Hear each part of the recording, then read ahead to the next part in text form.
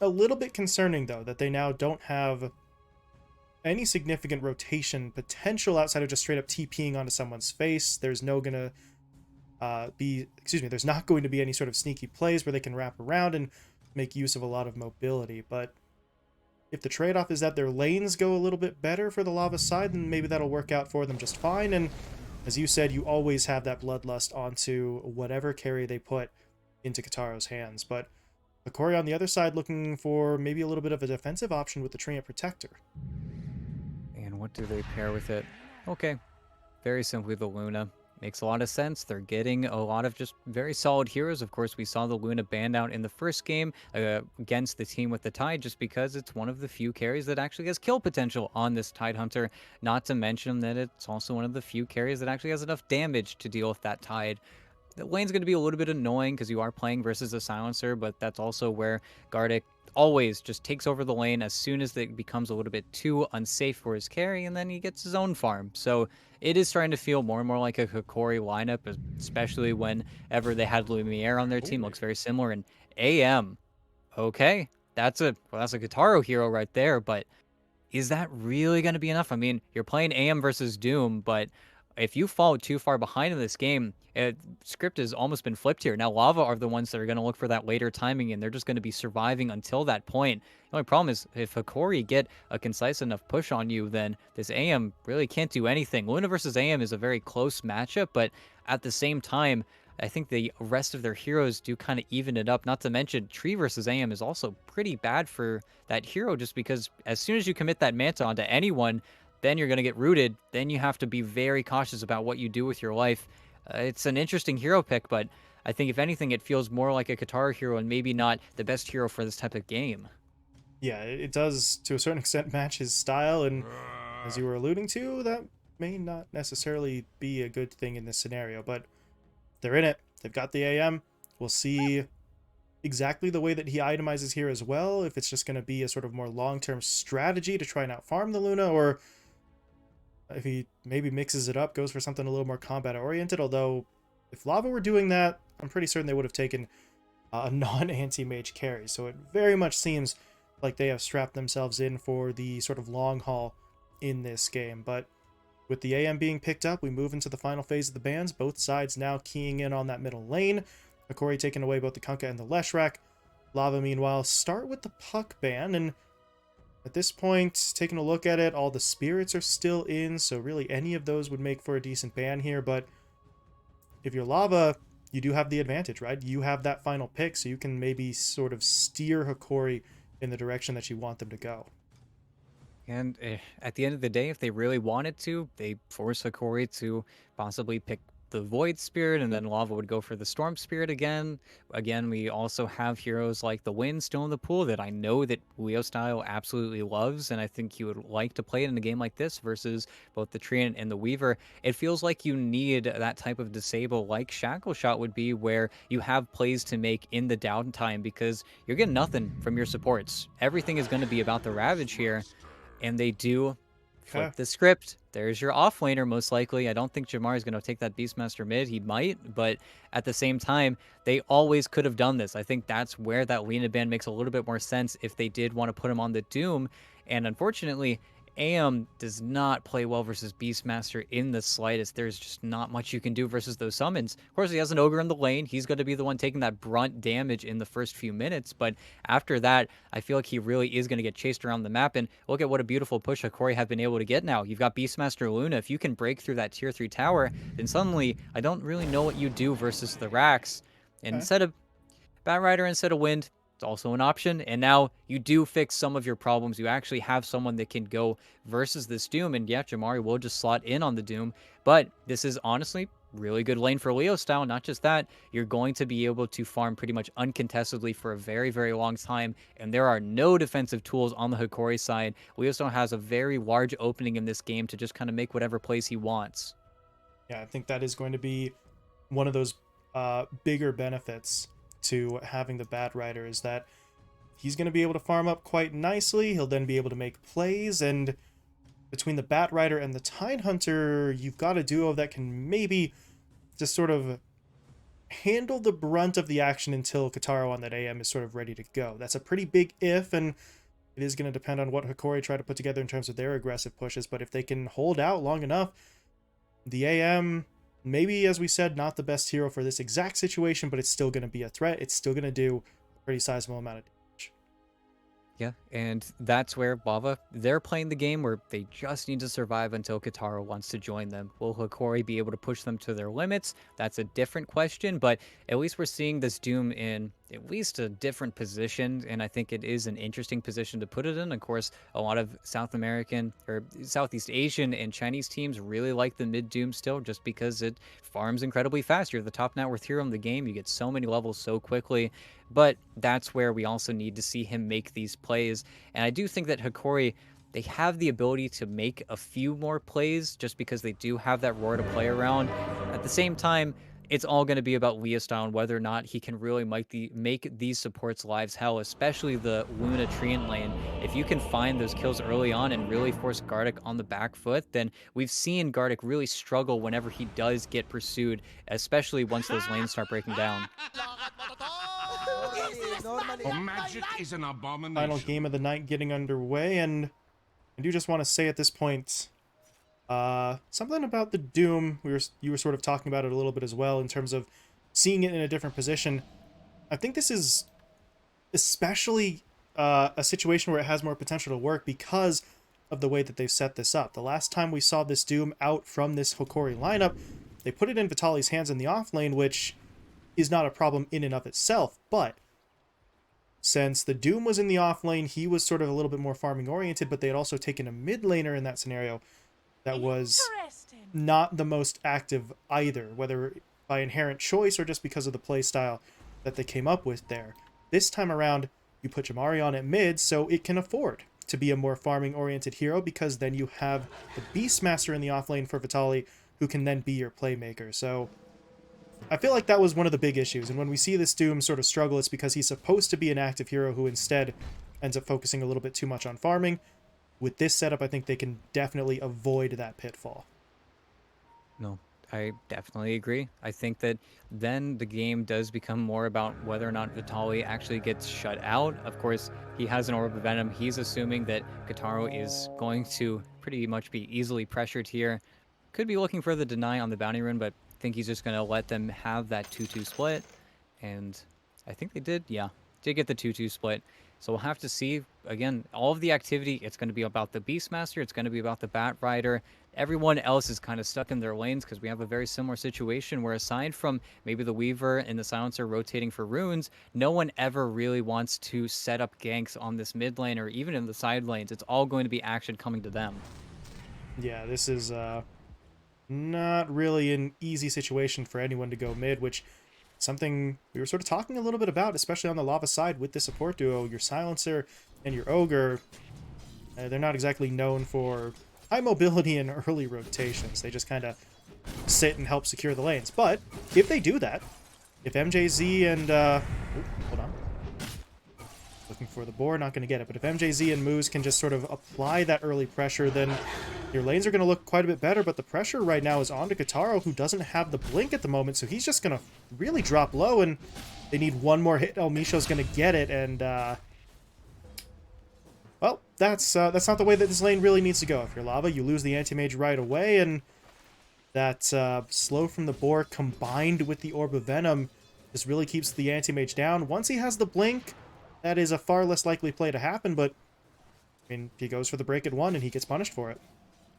Yeah, and MJC, he's got this Bloodlust level 1. I think he goes for it, thinking that I'm going to Bloodlust Kataro, we're going to get those efficient trades onto the board, we're going to burn their mana, and then what do? Well, unfortunately, they just hit you, and they hit you better than you're hitting them, and now Vitali needs to be careful because MJZ hits level 2, he has the most efficient damage spell in the game, level 1, and then that Bloodlust comes out, but just feels like early levels just maybe a little bit of a misplay from him. The skill build's going to look a little bit awkward as well, but at the very least, Kataro has some more attack speed to play with, but that is where I think once you burn Vitali's mana, you're happy, but until then, now what do you really do? Now the trades become even more difficult for you because he doesn't have mana. You don't have that additional physical damage coming from the mana break, so I think MJZ should just probably focus in on the pulls now. You've done your job, right? You get in, you burn the mana, the boar is not going to be much of a threat, but now you need to get things back under control, otherwise Kotaro is going to be playing too far forward with equilibrium that doesn't favor him. So we'll see if MJZ sort of gives up on the harassment for just a little while. He does still have mana to burn with the mango and the stick, but really does feel like it would be a better play for him to just fall back and look for the pull, and he is getting himself potentially in position to do exactly that. Timing's coming up perfectly, and there really isn't any contest from El Micho. So they're going to pull that one back, try and get it a little bit further under their tower. One melee creep is going to just pass him by, and now we do see El Micho coming over, but at this point it's a little bit too late to do anything other than sap experience. Yep, Oh, does or- block up the okay. camp. Not bad, but it's just to try and stabilize the Beastmaster going forward, but that's also where Kotaro's doing a good job. Just having the efficient trades and Kotaro leading the CS. I mean, he's not really going to be under very much pressure going forward here. Picked up the Ring of Health as well just because the lane was pushed in, so he's going to have a good time. Bit of a pause coming out here, though, as we have some lag on that Hokori side. The Luna going to go for the quick DC, so hopefully they get back in fairly quickly. But speaking of that Luna, farming pretty well. Down bot, 19-3, keeping pace and even slightly ahead of Kotaro, and don't really know how aggressive this duo is going to be able to be. We often see the Silencer try to harass with the Arcane Curse, and it is still going to be there, but Gardic over on the other side, kind of just that little bit better, right? If he goes in with the Nature's Grasp, you're stuck, you can't remove that debuff. The Luna can come in for the damage of the Lucent Beam if she wants to, and if she doesn't, well, you just have to sort of back away. So feels like the Luna's going to get quite a lot in this lane, and, well, if you're looking at Frank on the other side, there's not really a whole lot he's going to be able to do early on here. He's just here, find your own farm, stay tanky. You even see he went for the Kraken Shell instead of the Gush, so he's not even really looking for any sort of early fighting. No, definitely not, and it's a part of the lane, right? You pick Silencer Tide, you got really good team fight, but in regards to actually killing anyone, that's a little bit to be desired. At the same time, you also don't have a large camp here because Hokori placed this ward on the low ground here that miraculously actually is still in the box. They place this every single game. It's very little nifty ward for anyone to go over and steal, but at the same time, top, they just get chased down. Micho Okay. tried to use the Shikushi once, but didn't have the mana to really do anything beyond that point, so Bob are able to get a kill. Now they want in on a Vitali who has no mana to work with, and as long as they can stay in front, well, that certainly helps. Fire Blast prevents him from moving, and Kotaro able to get himself two relatively easy kills there, and God, both of them talking with the voice line overlapping just hurts my brain, but either way, AM is able to pick up two, and this lane is looking pretty damn good for the AM. Not a whole lot to be done now from the Hokori side in terms of trying to slow him down. No, and of course, you don't really mind that death on the Beastmaster just because you already had your Helm of Iron Will. You're just going to be able to stabilize even more, and it's actually MJZ who needs to be a little bit careful here because you also finish out that Medallion of Courage, and El Micho, oh, what a soldier. He's going to die here for sure, but They should get it. There we go. Yeah. So they do trade it out, and yeah, as you said, El Micho, he knows. He is going down for that kill, but he is willing to make the sacrifice to get the trade off, and Vitali, as you said, he's got the helm, so he doesn't care as long as he can make progress towards that Dom helm. As that Hawk was apparently in the sentry range, so Kotaro gets a bit of an extra last hit there, but yeah, the sacrifices here are going to be okay. If the Beastmaster continues to build up, if he continues to make progress towards both the Dom helm and his level 6, then so be it. They're going to be happy with it on the Hokori side. yep, and that's where, unfortunately, you did kill the carry's position 5, so free courier ride. Now he's got treads, so Vitali genuinely does need to be careful still. It's very easy for him to die because you don't have that boot, so it's not like you're going to be walking out on your own terms, but okay. It's a little bit too far forward, and MJZ or Kotaro, they're both eating quite a bit of damage, but at the same time, none of this is kill potential. None of this is them actually dying, and it's the Silencer coming over. They might not expect this, but Kotaro still needs to be very careful. There's so much anti-armor. Trying to pull Vitali in, but their heroes are so low on HP. This is still going to be a tough fight. They will at least get the Vitali kill, but MJZ has to sacrifice himself. Now Kotaro, good blink. Able to get himself away. Starting to heal up now. The Sal even throwing it onto him, and El Micho, Well, if he could have gone maybe a little bit further, he could have gotten a right click in to try and cancel that. But as it stands, the rotation from Kim works out pretty well. They're even going to snipe out the boar there. So, as you were saying before, none of that was kill potential. That part was true. It really does take the silencer coming in and them sort of baiting out the fight to make that happen. But rotation does do its job. Yeah, and of course, you're not even going to really feel the silencer's absence in the bottom lane because it's not like he could really do much before either. He was just kind of getting chased around by Gardic and nothing was really happening. So I think the silencer coming top just means that you kind of have this a little bit awkward tri-lane situation, but at the very least, able to stack the more efficient jungle, get your Bat Rider some more farm, and Kitaro is working very quickly towards his Battle Fury, while at the same time, Frank is going to get a Meteor Hammer, and I really like this decision from him because, of course, that is your opportunity to actually claim a lot of these early towers, something that no one else would have been able to provide in this game. Right, yeah. Their tower pushing potential is bad. Just straight up bad. So Frank going to be able to sort of help out on that front, and, well, not really sure how much the Luna's going to be able to do to stop him, really. We do see a TP coming in from... No, we don't. El Misho is not actually going to complete that TP, but the Luna does bail out of the lane, makes her way mid, and then rotates into the jungle. So now, well, Frank should be able to finish off that... Excuse me, that Meteor Hammer, and is almost entirely alone in this lane to just keep on pushing. Gardic is here, but there's really not a whole lot the Treant is going to be able to do to fully stop this. He can only just sort of slow that progress. So he'll do it whatever he can, really. That's kind of the point of the Treant in this scenario, but Frank is just going to keep on pushing. Yeah, and it's not just that. Frank is just going to be able to farm so quickly, and without having a point in the Gush, it is very difficult for him to make this a worthwhile rotation for his teammates, but, I mean, Meteor Hammer lands, damage is done, Gardic will start to heal it up, but really the only thing holding Frank back in this bottom lane is his own mana pool.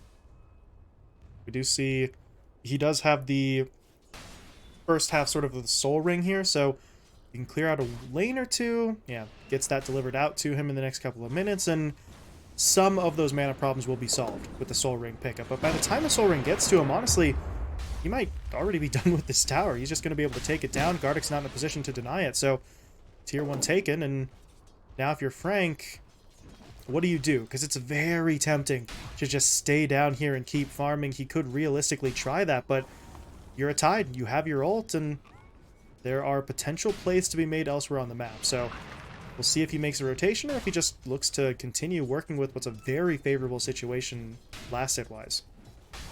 And we'll have to see, because if Gardic gives up his position, very simply, we could have the Bat Rider TPing in on this wave, but instead with the Boots of Travel, they're looking for a kill top, and this is a very easy kill for them to get, but they need to start fast and quick onto Vitaly. If he gets the roar before the lasso actually lands, it's very easy for him to walk away, but they are so far forward here. TPing in on Frank. What can they do? Vitaly wants to go in. He does get the roar, but the Ravage comes out into that Meteor Hammer, so Vitaly's going to get locked down. MJZ actually still not dead. They'll remove the Beetle. And, okay. I mean, it does cost them the Ravage there, but that is a well-played maneuver, El Misho. I admire the ambition, trying to see if he could sneak in on the back line to get MJZ, but this play is starting to get broken up, and he may just want to leave. But the lasso from Leosal is still here, but the detection wasn't. Sentry comes down a little bit late. El Misho's going to try to TP out now, though, and that didn't want to use it. Okay. Yeah, it's a choice to make, right? You used one of your tools, you've gotten exactly what you wanted in the top lane, so holding it honestly isn't the worst case scenario. It just means that now this bottom side of the map is still very vulnerable if anybody on the Hokori side starts to play there. At the same time, now Jamari has come to the top lane, I think, to help out Vitaly in finishing up this top. And this is where we gotta see a little bit more from the Doom, whether or not he's actually able to chase the anti-mage out of his own woods, or if Frank will be successful in his defense here. But Frank's got to be careful. He does not really play all too well versus the Boar Slow, because it's just persistent, and I'm faking the Doom just a little bit, but ideally they just get this tower. But I think, where were those kills? Leostal found one around the south side jungle, didn't need the lasso for it, whereas El Misho... Where did MJZ get caught? He was just in the river. Okay, so trade-off on the supports, and now, Frank, you still have to be careful here, but he is going to have a little bit of backup. You have Kim coming in, and, oh, nice play with the Midas. They eat that siege creep, so the TP does not complete. They're not going to be able to get the Batrider in there, and now Frank's going down, but there is going to be a TP. MJZ wants into the fight, looking to provide what backup he can. Jamari's going to get slowed down, but Vitaly immediately hits him up with the Roar. Frank, though, did survive the Doom, looking actually to get himself out of here with the pick pole, and he's actually not dead yet, but now he's kind of trapped in those woods, and they do manage to bring him down. Frank falls, Kim dead as well. MJZ is next up on the chopping block, and the Luna even came up here to sort of help close out that fight. So if you're Lava, it feels like if you wanted to mount that defense, okay, fine. But get all those heroes up there at the start of the fight. Instead, it's a sort of piecemeal initiation where one or two heroes try to come in, and it's really too staggered for them to do much of anything. And I think really what set that up is the fact that Leo Styles' TP did just get broken up by the siege creep being eaten. So they didn't have the backup from the bat they thought they were going to have, and they were already in position where they couldn't back away. Well, and at the very least, you could say space for Kataro, and Kataro has an insane Treads Battle Fury time. He got that at 11:20. That is ridiculous, and if he gets this much time to farm up, he's going to have so many fast timings in this game, but that's where the Treads Mask of Madness on the Luna is way more efficient when it comes to actually sieging down these towers. And how do Lava break up their opponents? They don't really have a good way to defend these buildings unless Frank is literally right here. Unfortunately, Frank is still struggling, but nice global. They got the lasso, they have the global, they're trying to get damage onto the Luna as well. The Ravage now comes out from Frank just to make sure that they're going to be able to get that Luna kill, and they can't really chase for anything more than that. But honestly, I think that was such a great play from El Misho. They do still lose the Luna. That is very unfortunate, but the Weaver was actually just straight up kind of body blocking Frank in the woods here, delaying his return to that fight for really 4 or 5 seconds, and that's part of the reason why that Ravage only hits onto a Luna that they had pretty much already killed anyway. Yeah, and getting everyone out is huge because you can just run it back, do it again, and yeah, the Luna just immediately TPs to the mid tower, and the game has not really changed for them. They just are going to immediately push on to the tower, and what do you do now that you don't have Ravage or Lasso? I guess lose MJZ. Not dead yet, though. He is lasting a little while, but it will eventually bring him down. Gardic now comes in for the root. The Overgrowth connecting onto 2 of the cores. And look at El Misho getting on the back line, making sure the Silencer isn't able to really sit comfortably. There's no threat for the Global Silence, but still don't want to let him get any sort of curse or last word in there. So they're going to break up that play. They find the 1 kill. Jamari gets knocked back, but without the lasso, yeah, there's really not a whole lot that Leo Style can do there. And well, if you're the Batrider, just fall back, keep farming. He is so close now to that Blink Dagger, and that does solve a lot of their issues in terms of an inability to find further pickoffs. If you can just close that gap instantly and get the lasso down, they're going to have quite a few more shots at kills going their way. Yeah, and I think that really is the perfect item choice for him. Of course, a lot of people get the Aether Lens, they get the BKB immediately, but in this game, BKB really isn't the end-all be-all that it is in a lot of other games. And if he can find a few of those picks, that's where you slow up the enemy team's game just a little bit more than they otherwise are prepared for. And Kataro has not skipped a beat, even though he is losing a few of his towers here. I think Lasso top. Yeah, onto the Luna. Dropping low. Leo Styles got the DOT. Gardic, good attempt, but there's only so much he can do with that living armor. So that is the pickoff that Leo Style needed. That was even before the Blink Dagger actually came out to him at all. So very well played maneuver there, catching out a Luna really just by herself. And this is the part of the game that sort of gives you a little bit of a concern, right? Because the Luna now dying twice. Both times she was sort of caught out by herself, whereas Kataro has been alone all game and hasn't really been punished, but Leo Style certainly will be. Vitaly comes in for the Roar, and that Flame Break is really the only play that he has at his disposal, and it won't be enough. Yeah, unfortunately for Leo Style, the rest of his team has just made this transference down to the bottom lane, and Jamar, he has a fresh BKB, but he does not want to be forced to use it here. Okay. He's going to pop it anyway. Doom, he thought about it for a second, but actually going to go for it. Probably the wise choice there. If you Doom up the AM, he still had teammates nearby, so the hold is fire, at least on the Doom. BKB down, that is the max duration one, so that's a bit of a bummer. But Hokori use it as a distraction. Excuse me. They push their way into the Roche Pit, and this is going to be a pretty easy Aegis into their hands. Yeah, it feels very seamless. Not just that, it gives them this Aegis that Luna can now really confidently stand up in front of these towers, and now that is your breach onto the high ground where you can't really afford to lasso her on her first life. We might see that target priority shift over to either the Beastmaster or the Doom, but they have some really strong items coming in here where even if you blink in, I don't really think you want to nab the Beast just because he's going to be next to his summons, and without a BKB on the Bat Rider, you will die pretty quick. At the same time, if you're lassoing the Doom, then well, he's got a BKB of his own. I think now with this Aegis, there really isn't a good target for Lava to go. They just have to try and kill everyone at the same time, and that's something that the Tide definitely allows, but that's also something that I don't think we can realistically see unless Kotaro wants to get into these fights, and Kotaro is very farmed. He's incredibly farmed, actually. Almost has 10,000 net worth. He's right on top of the Doom, more or less, net worth-wise, and he's going to have his Manta style. That's really the first moment where we might see him look for those engagements, because he literally can just kill a hero more or less for free. And they're trying to bait on this mid lane a little bit by glyphing it, but Jamari is not going to bite at all. And look at the top lane. They've got a huge push set up here, and I think they kept the card alive as well. Silencer's going to be TPing his way forward. They get Frank up here as well, so it's going to be enough to defend it for now, but Hokori... Oh, well, it's unfortunate. The Hawk was there, but it gets taken down by the tower, so they were able to spot that TP, but now they won't see Leo style sort of sneaking his way in, and with the blink, maybe he could find someone, but they need all the information here. If they jump in onto someone like just really El Misho, yeah, that'll happen. He just time walks away, Vitaly gets the kill onto Kim with those summons, and this play's already kind of broken up. Kotaro was nearby, but he has to fall back.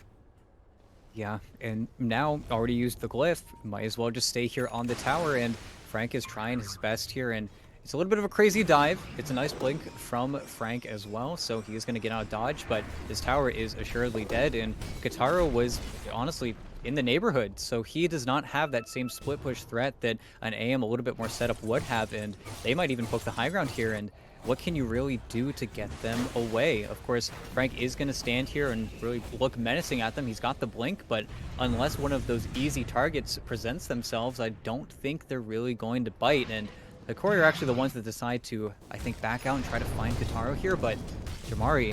Well, there's the lasso. That's about as free a kill as they're going to get. Mana Void doesn't get the kill, and hold up, Jamari? Well, He's one running. more hit. There they go. Yeah. So I said as free a kill as they could get, and it still took some effort for them to be able to pick it up, but they got it. Lasso goes down, Kotaro gets himself a kill, goes right back to farming, and all of a sudden, if you're Lava, you've created a little bit of space as El Misho. Okay, sneaky deny there. Needs to be able to get himself away before anyone spots him, and Frank doesn't have detection, so they will be safe for now, but you mentioned earlier this Manta might be the point at which the AM tries to get a little bit more involved. Obviously, he was there for that kill down bot, but now we need to see if he wants to really be a focal point in these teamfight plans. Maybe not for the next 30 seconds as the Mana Void's still down, but you do see them pushing their way forward. Frank comes in with that Meteor Hammer that I honestly almost forgot about. But it had been that long, but now they are starting to get the push going again, and the Hokori are pushed back into a defensive position, but they want to push forward. They're looking for the fight. MJZ is really not enough of a valuable target. They want more, but they walk into the fight. Frank blinks in, drops down the Ravage. Vitaly is already dead. Garda comes in for the Overgrowth, but Leostyle wasn't affected by it. He could look for something, but without the lasso, not really sure how much he wants to do here. Lucent Beam, though, locking him down. Needs to be able to get himself away, but Kotaro waiting for his moment. The Mana Void is here. The Global Silence will be deployed. And I'm kind of surprised they're not really going any further onto the Luna there, but with Jamari on the high ground, they are showing respect to that Doom plan. And now, oh my god, the Thunderhide. Oh boy. Thunderhide kills off Kim, very nearly drops Leo Style down as well, but the Bat's able to turn around with the help of Frank and take that out for 250 gold, but, well, this is always going to be sort of the rub for the Silencer, right? As long as Vitaly, or even just his summons at this point, exist, your Silencer is basically just going to get run to death. Yeah, and unfortunately, there is no answer for that, and they did a really good job there of actually starting the fight with simply the Ravage onto Vitaly. I think if he went for the lasso there, that would have been kind of Leo Styles' death. Of course, he didn't have it, but just in the general term, if he goes for any type of play like that onto Vitaly, his summons are just a little bit too powerful, and I think he would just succumb to that, but that's where the Tide is pretty adept at dealing with those summons with the Anchor Smash, and they did a really good job of ignoring this Luna, actually, and I think it all starts with Jamari TPing bottom that first time and then giving away his life, but they killed any counterplay, and Another nice lasso, I believe.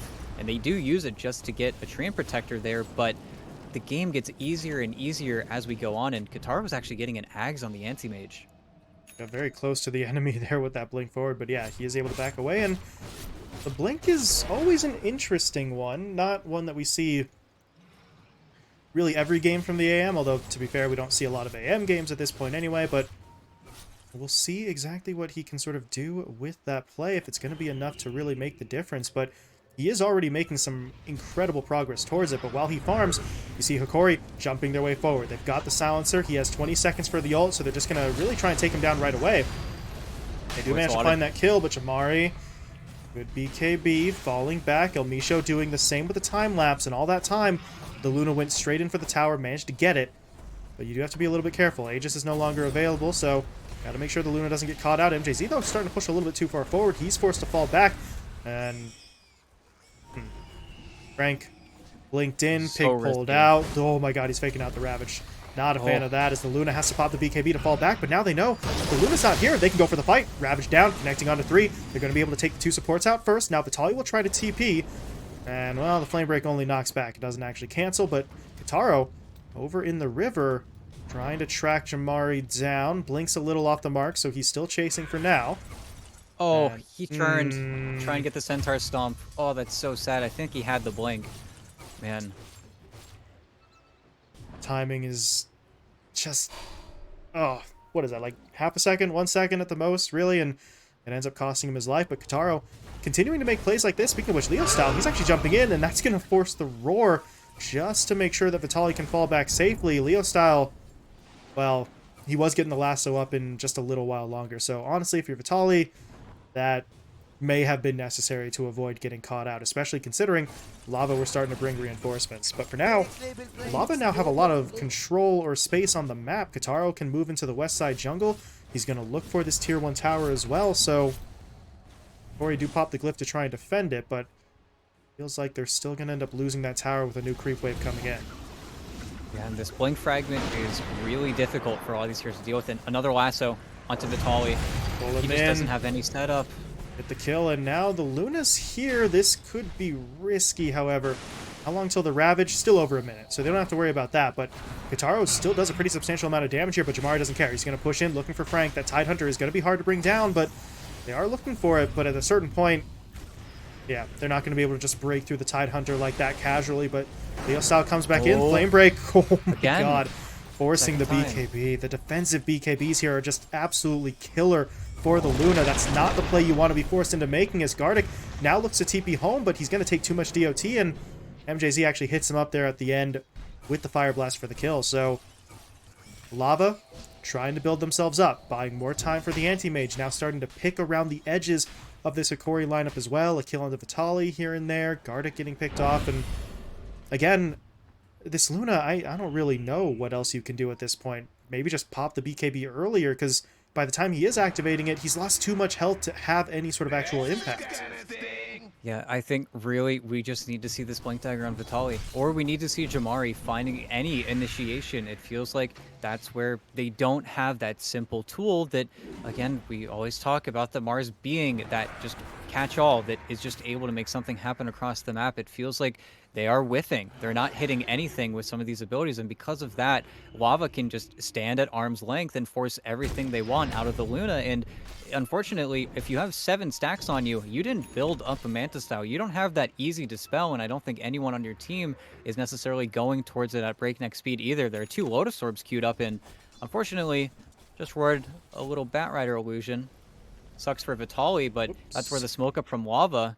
If they find anything here, it just feels like they're gaining more and more speed, and with this blink fragment, BKB well, is there. He it really doesn't should just look for the matter. TP. He's going to try to fight, though, and I don't know about this one. Global Silence now comes through. It doesn't affect the Global. Luna, but they get the lasso. They're going to pull G-Pride away, hit him up with the last word. That's going to be a quick and easy kill. Should have just TP'd out when he had the chance, but they did drop the Doom onto Frank, so the Ravage can't come into play, but at this point, the fight's already over.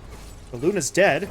Gardic is dead as well. Your Weaver wasn't even on that side of the map as he's trying to split push top, so Hokori have to back themselves away, and well, that is not what you wanted, but that's exactly the play that Lava had been really hoping for when they went for that smoke. They run directly into the Luna, and now Jamari has got to deal with some of these blink fragments.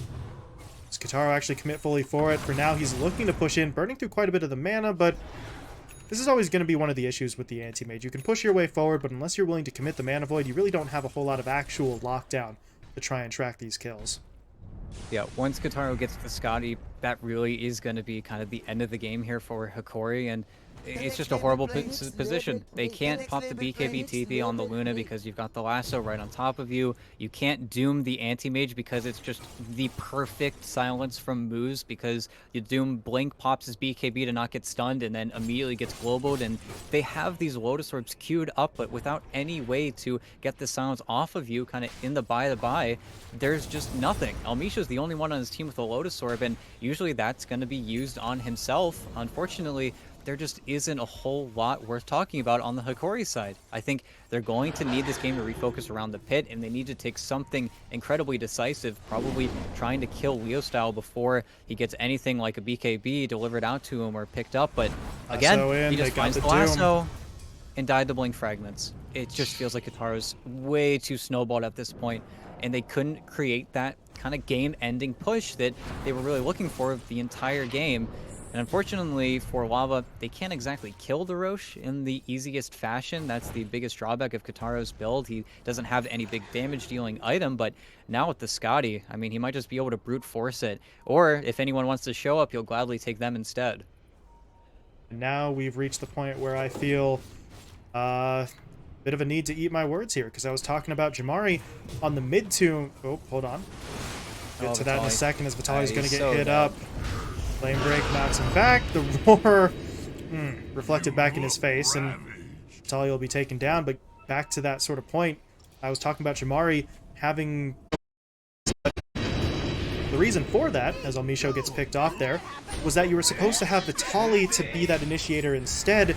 So far, that really hasn't happened. He has the Blink Dagger up now, but he needed that Blink Dagger very much earlier in this game. So instead, you had both Vitali and Jamari, who weren't really making any sort of initiations at a time when their team desperately needed them, and now they're just playing behind the 8-ball. Leo Style and Kim able to find Gardic in the south side jungle, and Roshan will be taken back in the pit. Still not very quickly, but you got Frank here to tank it up, so it really doesn't matter.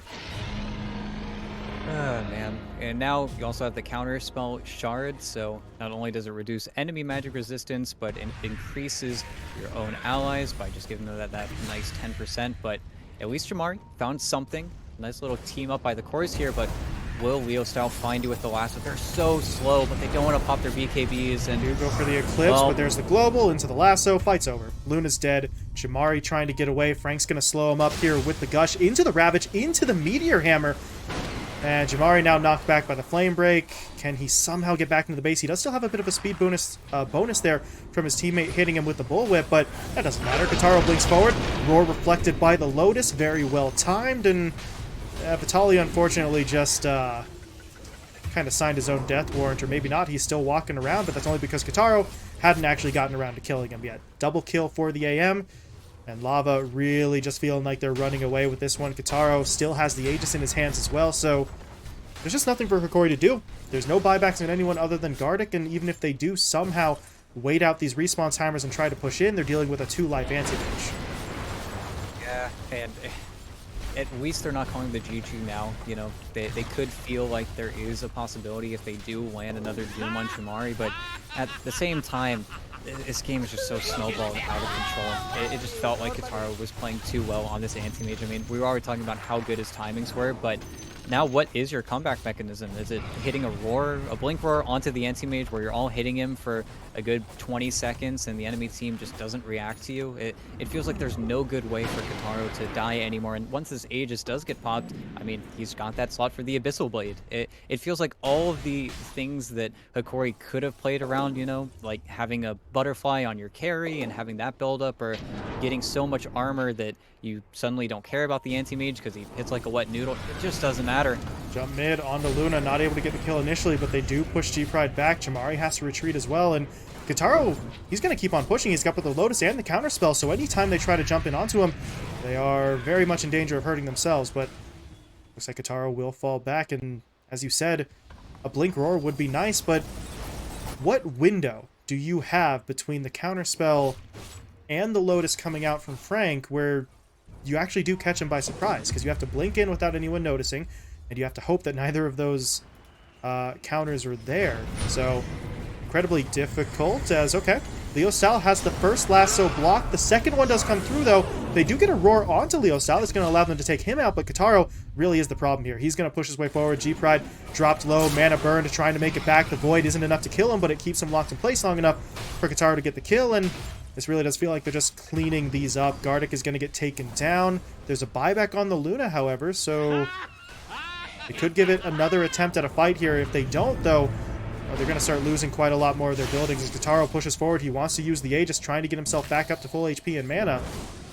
But obviously not willing to just suicide into the fountain for it. Really hoping someone comes out to fight him, but really no one can afford to take that bait. And because of that, Lava aren't even going to bother going after the Megas. They're just going to push for the tier 4s. Kataro really wants a knight. Okay. Frank loves it. And there's your buyback from the Luna, I guess, but man, this game is just so rough. It's so painful to kind of watch here. It just, there's so many threats, and Kataro, he's just blinking in. Oh, there's no BKB. It's just over. Yep, there goes the Luna. You're going to lose the Aegis finally, but at this point, I just don't know if it's enough. Vitaly has the Roar in 10, and Jamari's back up with a Doom, but Lava? Okay.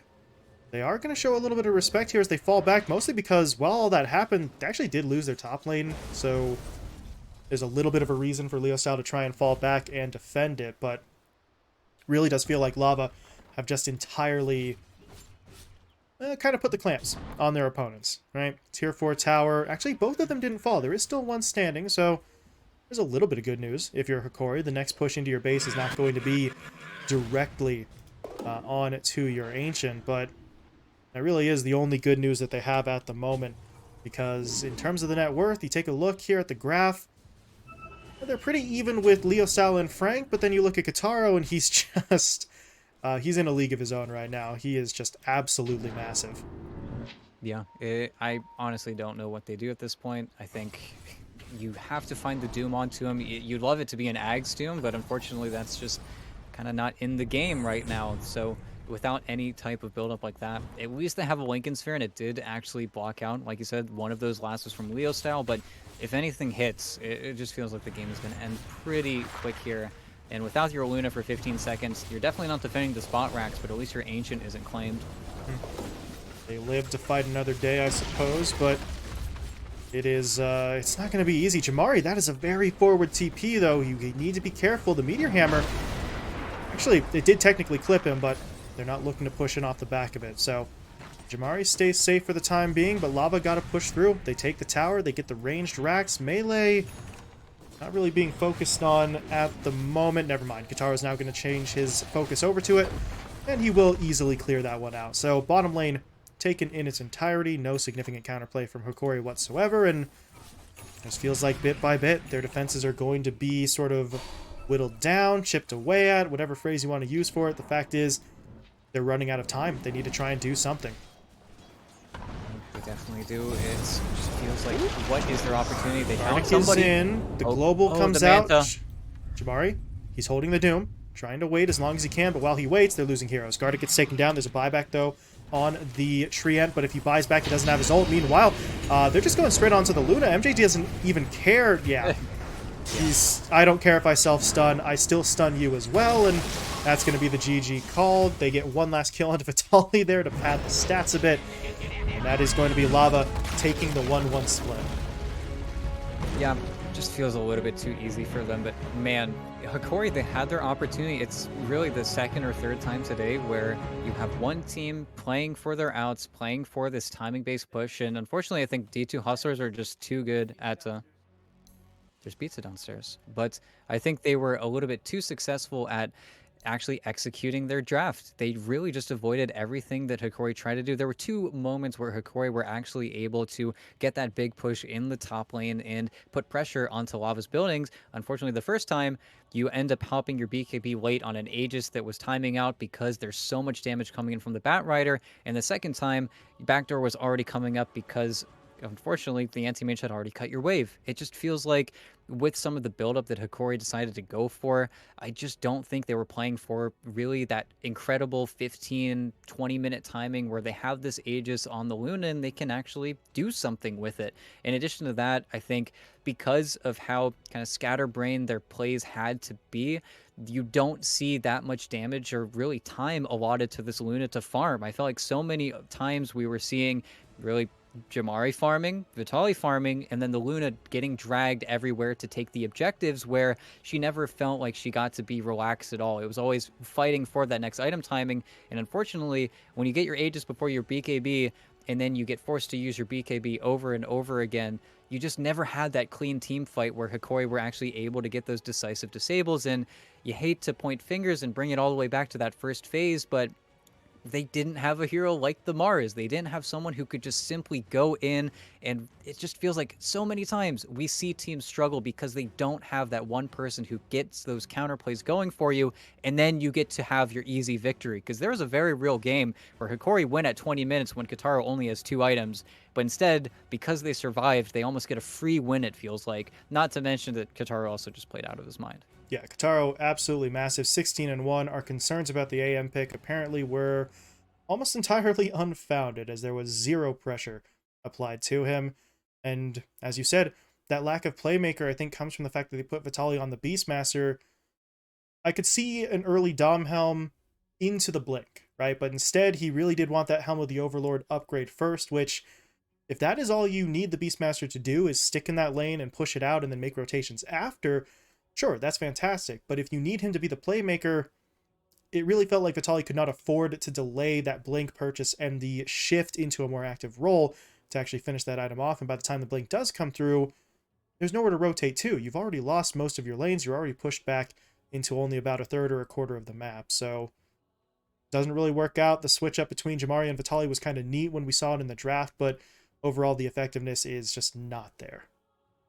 Yeah, and it sucks because it is just Kataro things, but at the same time, you also have Leo style just playing incredibly well and creating that space that makes the AM pick feel even better because we've seen so many carries who end up on these end all be alls just kind of get crushed because they're meant to be crushed. Unfortunately, it just never felt like this anti mage was actually going to die in this game. It almost feels like too perfect a pick for them, so it's why they went for it, but it's just a little bit sad that Hokori couldn't get aggressive enough to actually find that win because we saw they were on their enemy high ground for what, a minute, 2 minutes, 19, 20 minutes into the game that they just weren't able to keep that pressure.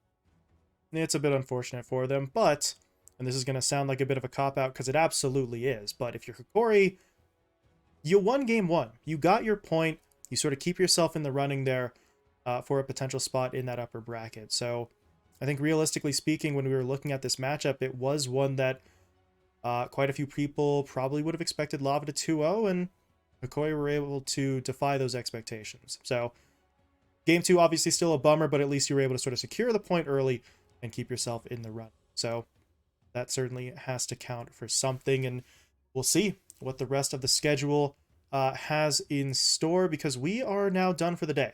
4 best of 2s in the books, so we are going to be shutting down things here in the near future. I do believe that is it for you and IET in terms of the group stage. It is going to be our Cryptic and I think Neff to carry out the final couple of days there, and we will be back for the start of the playoff action. But those two will be handling the end game here in the group stage. So we'll certainly be watching, but we're not going to be the ones sort of guiding you through whatever shenanigans come out over the last couple of days with regards to those final standings. Yeah, and I mean, tuning in tomorrow, we've got arguably the most important game of the group stage, Infamous versus D2 Hustlers, to lead off the day. I think that's going to be what everybody is looking out for because, of course, that is going to be your big separation between upper and lower bracket. Of course, if they won one, it's pretty funny because then maybe Hokori get ahead of both of them now. But at the same time, tomorrow you get your back-to-back Arkosh series where is Arkosh going to have the best or the worst day of their competitive career? You'll have to tune in and see. See if they pick Pudge again. We know it was enjoyable today in our first series. Enjoyable, yes. Successful is don't want to talk about it, but yeah, definitely was fun. So there is a whole lot more Dota to come in the Pro Series 4 series. on deck tomorrow. So that will be beginning, wow, at the same time that we started today, 1 p.m. Pacific time, but you will have a couple of different casters there to walk you through. So that is it for us. As I said, we'll be back for the playoffs, so don't worry if you're going to miss us for a couple of days.